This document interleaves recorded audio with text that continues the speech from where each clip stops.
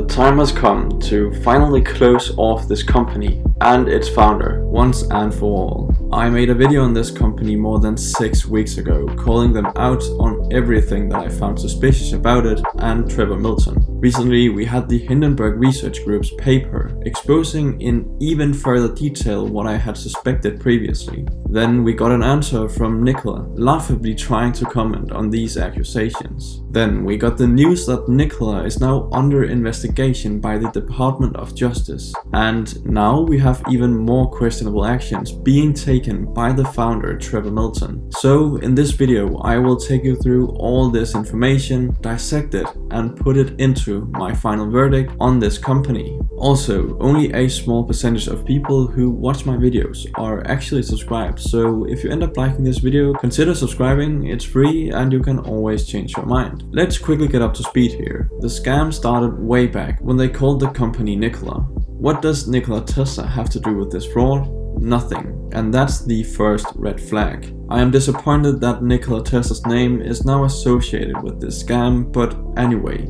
In more recent news, GM purchases an 11% stake in Nikola for certain in-kind contributions, meaning GM got the deal of a century if Nikola turns out a success, considering they paid nothing for this stake, except for, yeah, you know. Unfortunately for GM, this isn't likely, and they might experience their second bankruptcy in the 2000s. That is a bold statement, so let's see in some time how that will age. Also, Nikola is to use GM's battery tech called Ultium on their trucks, which if you have seen GM's presentation on this, you would know that it is truly a breathtaking and groundbreaking technology.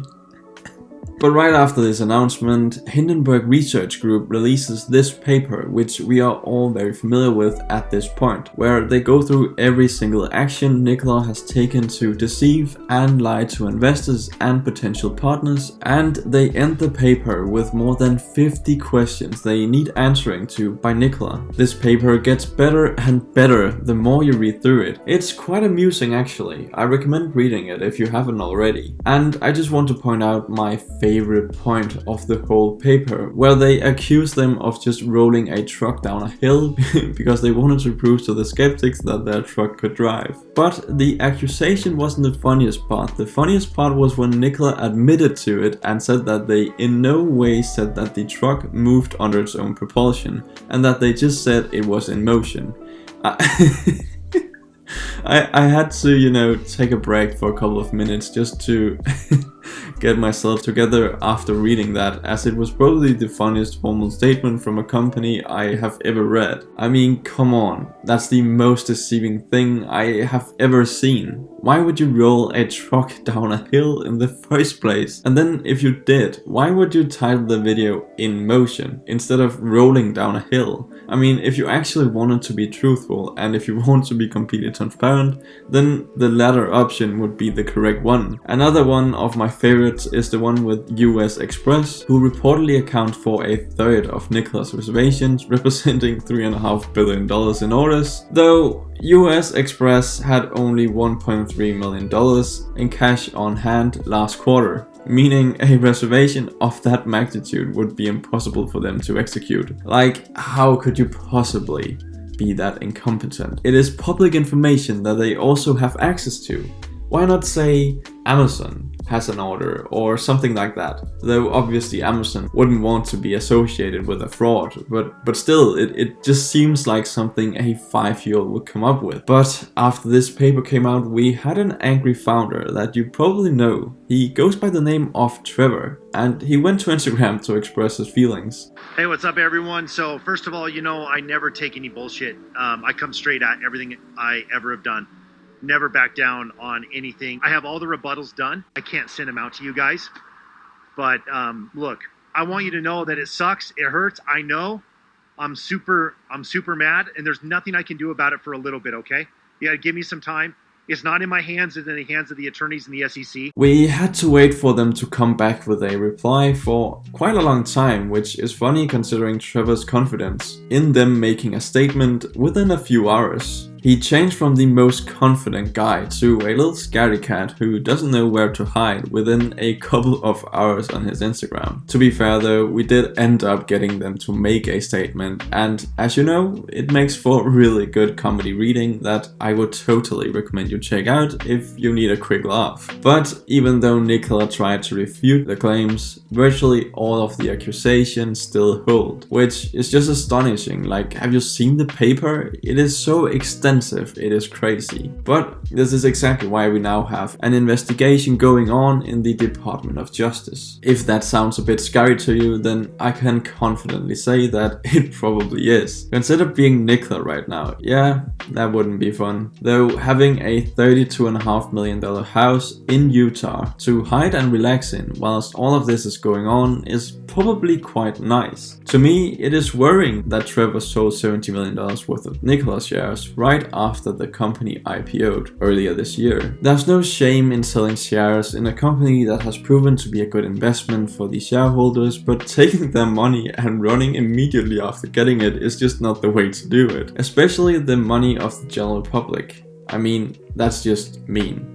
The last of his shares, which are worth a couple $1 billion at this point, can be sold within a few years' time, so we might see something interesting happen when that day comes. If it wasn't for this lockup period, I think we would have seen Trevor sell a bit more than $70 million of shares. Also, employees of Nikola are getting huge amounts of shares that are being taken from Trevor's stake in the company. Now, there's nothing wrong with that by itself. Many companies do that, including Tesla, where they take from Elon Musk's supply of shares. The problem here is that this company hasn't proven anything except that it can create a high market cap temporarily.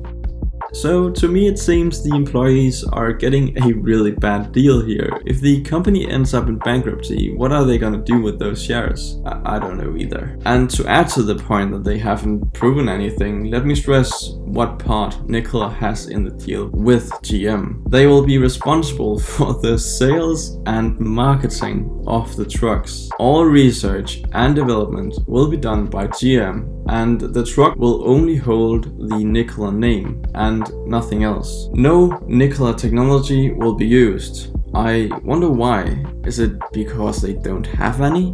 No, that couldn't be right. Right? Interestingly, we have seen something like this before, where a self-proclaimed entrepreneur, just like our good friend Trevor, started a company called Theranos. The entrepreneur's name was Elizabeth Holmes. She is currently, in jail. Her idea was to create a miniature blood testing device that ironically was theoretically impossible to create. So instead of admitting that her company was a complete fraud, she did the blood test on an already existing machine. This is exactly what we see with Nikola now, where the hydrogen trucks are made up of parts from third-party suppliers, though they claim to have made all key components in-house. Hindenburg pointed this out with the mention of Cascadia inverters, where the brand name was hidden with masking tape. Another thing they did was claim to be producing their own hydrogen on site, which they have never done. Maybe Elizabeth and Trevor are related after all. Who knows? I am not about to let another Theranos happen in my lifetime if I can help it. But I am a little scared of Trevor and Nikola when it comes to Twitter, because if I contacted them, I would probably have the same destiny as all those who have asked critical questions to them in the past. Which, if you didn't know, Nikola and Trevor just bans people if they have critical questions. Honestly, it's very funny. But as for Nikola's stock goes, it has been doing some strange things lately, going both up and down, even though there has only been bad news. My suspicion is that someone is playing around with this stock, and I don't like it. It reminds me of all the short sellers in the history of Tesla that have pushed that stock down. But this time it is the opposite, where people seemingly take advantage of the volatility in this stock to make profits. Though what is very strange to me is that Trevor has taken loans to buy $1.3 million worth of Nikola stock after the stock has taken a massive hit. Is it a sign that he believes in the company and the price is too low? Well, no. He said on Twitter in July that the board of directors has approved for him to be able to borrow up to 16% of his 91 million shares to buy more Nikola shares. What this tells me is that in July he believed he would be able to sell off this new acquired stock for more than what it was worth at the time. Why? Well, partly because he thought the GM news of building his trucks would help increase the valuation of the company drastically, which did happen. I'm just not sure that he had thought Hindenburg Research Group would do such an extensive paper on him and his company's fraudulent activities. That would then make the stock go for a massive deep dive. I'm so sure that he and the top executives at Nikola will leave in a couple of years' time after their stocks can be sold, and then appoint a new CEO who will have to figure out first of all how to make any revenue, and secondly how to make any profits. They can blame it all on the new CEO when it all comes crashing down because they have no proprietary technology of any value and it's all just vaporware. So they can simply hide and say, well, it was the new CEO's fault, we can't do anything. Which honestly would be a smart move, but kind of obvious to say the least. I mean, why would they schedule the start of production to begin right after the shares are free to be sold? Seems too convenient for my liking. And lastly, let me just comment on the fact that Trevor has appointed family members to do crucial jobs in the company. There's no shame in that in and of itself, but the problem arises when your family members have no qualifications whatsoever to be in the field you have appointed them to. Is it obvious that he is trying to squeeze out every dollar he can from this company? I would say so. He's surely trying to use this once-in-a-lifetime opportunity to set him and his family up for life at the expense of unknowing shareholders. But the only thing left to do is to wait and see how this company and Trevor ends up in a couple of years' time. It will be interesting to watch, so be sure to know that I will be following this closely, but this is the last video that I will make on this matter.